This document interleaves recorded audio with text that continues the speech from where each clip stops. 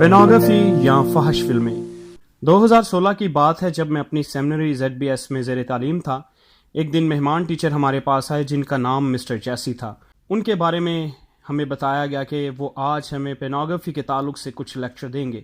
ہم سب خوش تھے کیونکہ سب کا ہی فیوریٹ ٹاپک تھا، اور جس معاشرے میں ہم رہتے ہیں اس کے تعلق سے تو تعلیمی اداروں میں کم ہی بات کی جاتی ہے کہ یہ بھی کوئی موضوع یا مسئلہ ہو سکتا ہے۔ خیر، مسٹر جیسی نے بات اپنی زندگی کی گواہی دے کر شروع کی۔ انہوں نے بتایا کہ اسکول دور میں انہوں نے نیوڈ میگزین پڑھنا شروع کیے، اور پھر آہستہ آہستہ وہ اس کے اتنے عادی ہوئے کہ کالج کا بیگ ان نیوڈ میگزین سے بھرا ہوتا تھا۔ پھر انہوں نے بتایا کہ ان کے روم میں پورن موویز کی کلیکشن بھی ہوتی تھی جن کو بڑے شوق سے جمع کرتے اور دیکھتے تھے۔ وہ بتاتے ہیں کہ ایک وقت ایسا آیا کہ ان کا تمام دن اس سرگرمی میں ہی گزرنے لگا۔ جسمانی طور پر وہ کمزور ہوتے گئے اور ایسا محسوس ہوا کہ شاید وہ ذہنی مریض بن چکے ہیں۔ اب حالات ان کے قابو سے باہر ہو چکے تھے۔ اب وہ ان چیزوں سے جان چھڑانا چاہتے تھے مگر بری طرح پھنس چکے تھے۔ اب پینوگرافی ہی ان کی تمام دنیا تھی۔ انہوں نے بتایا کہ انتہائی مایوسی میں انہوں نے خدا سے دعا کی کہ وہ ان کی مدد کرے۔ تب خدا کے روح نے کام کیا اور جیسی کی دعا سنی گئی۔ انہوں نے بتایا کہ کس طرح خدا نے اس کو ان چیزوں میں سے نکلنے کی حکمت عملی عطا کی، اور ایک بڑا عرصہ لگا ان کو ان چیزوں پر غالب آنے کے لیے۔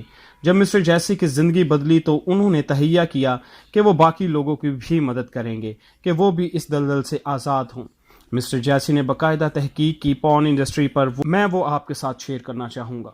انہوں نے بتایا کہ کس طرح خواتین کو ٹریپ کیا جاتا ہے۔ اس کام کے لیے شروع میں وہ سادہ تصویریں جو کپڑوں میں کھنچواتی ہیں، اور پھر لوگ کچھ معاوضہ دیتے ہیں۔ پھر وہ ماڈل سے کہتے ہیں کہ آپ اس سے بھی زیادہ کما سکتے ہیں۔ وہ پوچھتے ہیں کیسے، تو جواب ہوتا ہے تھوڑی سی بولڈ تصویر بنوا کر۔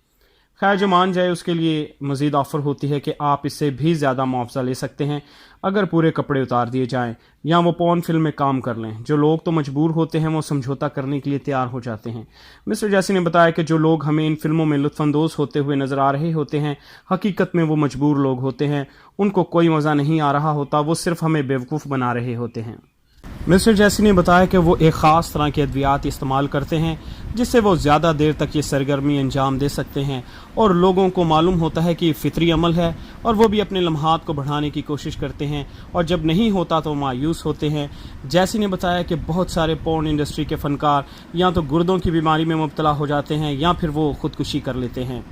ان فلموں کے شائقین اسکول کے بچوں سے لے کر بڑی عمر کے لوگ بھی ہیں، جس سے اندازہ ہوتا ہے کہ کتنا پیسہ اکٹھا ہوتا ہے اس کام سے۔ جیسے نے بتایا کہ کس طرح یہ پورن فلمیں ہمیں معاشرے کو آہستہ آہستہ نامرد بنا رہی ہیں اور ہماری جنسی طاقت کو ختم کر رہی ہیں، کہ جب ہم شادی کی عمر کو پہنچتے ہیں تو ہمیں پتہ چلتا ہے کہ ہم تو خالی ہو چکے ہیں۔ ذوق جمالیات رکھنے والوں کے لیے یہ خوبصورت ہو سکتی ہیں، مگر ذوق خدا رکھنے والوں کے لیے یہ روحانی اخلاقیات کا جنازہ ہو سکتی ہیں۔ میڈیکل سائنس شاید آپ کو کہے کہ یہ تو فطری بات ہے، مگر ان کو تو مریض چاہیے چونکہ انہوں نے ادویات بیچنی ہوتی ہیں۔ ان فلموں کے ذریعے سے مرد اور خواتین دونوں ہی غلط تعلیم حاصل کرتے ہیں۔ مرد کو لگتا ہے کہ عورت ہر وقت سیکس کرنے کے لیے تیار رہتی ہے اور لطف اندوز ہوتی ہے، جبکہ حقیقت اس کے برعکس ہے۔ دورانیہ طویل ہونا چاہیے جو کہ حقیقت کے برعکس ہے۔ کسی سے بھی سیکس کر سکتے ہیں، مطلب روحانی، اخلاقی اور معاشرتی نظام کی تباہی۔ خدا کو ہماری جنسی سرگرمی سے کوئی سروکار نہیں۔ آزادی کو گناہ کا پردہ نہیں ہونا چاہیے۔ ہم آزاد ہیں مگر گناہ کرنے کے لیے نہیں۔ جنس خدا کی طرف سے ایک نعمت ہے، چاہے آپ مرد ہیں یا عورت، دونوں ہی خدا کی صورت اور شبیہ پر ہیں۔ جنسی قوت کا استعمال خدا نے خاص وقت کے لیے آپ کے اندر رکھا ہے، اور وہ وقت ہے شادی کا۔ اس کے علاوہ یہ گناہ ہے، اور بعض اوقات یہ قوت پیدائشی طور پر ہمارے اندر موجود نہیں ہوتی۔ اس میں بھی خدا کی کوئی مصلحت ہوگی، اور کچھ لوگ جان بوجھ کر اس کا استعمال نہیں کرتے، اور وہ ساری عمر تنہا رہنا پسند کرتے ہیں، اور وہ اپنے نفس کو قابو میں رکھتے ہیں۔ یا کچھ کی جنس ہی کا تعین نہیں ہو پاتا کہ لڑکا ہے یا لڑکی۔ کلام مقدس کے مطابق ہمارے بدن خدا مقدس ہیں، اس لیے ہمیں اس کی پاکیزگی کا خیال رکھنا بہت ضروری ہے۔